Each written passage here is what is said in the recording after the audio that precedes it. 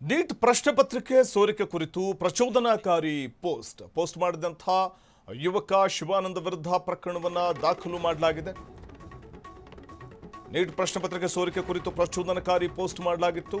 Post ಮಾಡಿದ ಯುವಕ ಶಿವಾನಂದ ವಿರುದ್ಧ ಪ್ರಕರಣ ದಾಖಲಾಗಿದೆ. ದಲಿತ ಸಮುದಾಯಕ್ಕೆ ಅವಮಾನ ರೀತಿಯಲ್ಲಿ ಪೋಸ್ಟ್ ಮಾಡಿರುವಂತಹ ಒಂದು ಆರೋಪ. ಇನ್ಸ್ಟಾಗ್ರಾಮ್ ಪೋಸ್ಟ್ ಸಂಬಂಧ ಮುಧೋಳ ಠಾಣೆಯಲ್ಲಿ ಪ್ರಕರಣ ದಾಖಲಾಗಿದೆ. ಗಾರ್ಡ್ ಬಾಯ್ ಫಿಟ್ನೆಸ್ 8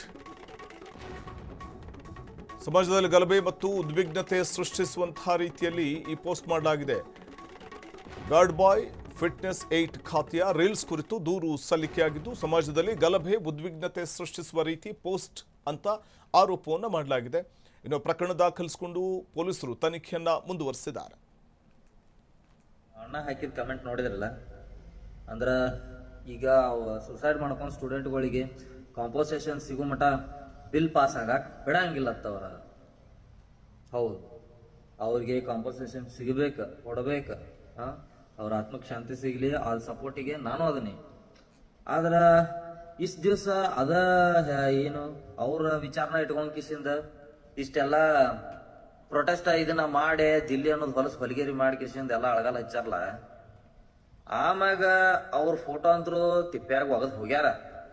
ಅದಂತರೂ ಎಲ್ಲರಿಗೂ ಗೊತ್ತಿದ್ದ ವಿಷಯನ, ಅವ್ರು ಯಾರು ಸಂಬಂಧ ಇಲ್ಲ ಅನ್ನೋ ಮಾಡಿಬಿದಾರ.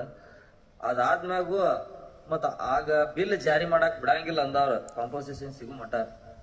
ಈಗೇನ್ ಮಾಡಾಕ್ತಾರ ನೋಡ್ಕೊಂಡ್ಬರ್ಟ. ಅಣ್ಣ ಹಾಕಿದ ಕಮೆಂಟ್ ನೋಡಿದ್ರಲ್ಲ, ಅಂದ್ರ ಈಗ ಸುಸೈಡ್ ಮಾಡ್ಕೊಂಡು ಸ್ಟೂಡೆಂಟ್ಗಳಿಗೆ ಕಾಂಪೋಸೇಷನ್ ಸಿಗೋ ಮಟ ಬಿಲ್ ಪಾಸ್ ಆಗಕ್ ಬಿಡಂಗಿಲ್ಲತ್ತವ್ರ. ಹೌದು, ಅವ್ರಿಗೆ ಕಾಂಪೋಸೇಷನ್ ಸಿಗಬೇಕು, ಕೊಡಬೇಕು. ಅವ್ರ ಆತ್ಮಕ್ಕೆ ಶಾಂತಿ ಸಿಗ್ಲಿ, ಆ ಸಪೋರ್ಟಿಗೆ ನಾನು ಅದನ್ನೇ. ಆದ್ರ ಇಷ್ಟ ದಿವಸ ಅದ ಏನು ಅವ್ರ ವಿಚಾರನ ಇಟ್ಕೊಂಡ್ ಕಿಸಿಂದ ಇಷ್ಟೆಲ್ಲ ಪ್ರೊಟೆಸ್ಟ್ ಇದನ್ನ ಮಾಡಿ ದಿಲ್ಲಿ ಅನ್ನೋದು ಹೊಲಗೇರಿ ಮಾಡಿ ಕಿಸಿಂದ ಎಲ್ಲ ಅಳಗಾಲ ಹಚ್ಚಾರಲ್ಲ. ಆಮ್ಯಾಗ ಅವ್ರ ಫೋಟೋ ಅಂತರೂ ತಿಪ್ಪ್ಯಾಗ ಒಗದ್ ಹೋಗ್ಯಾರ.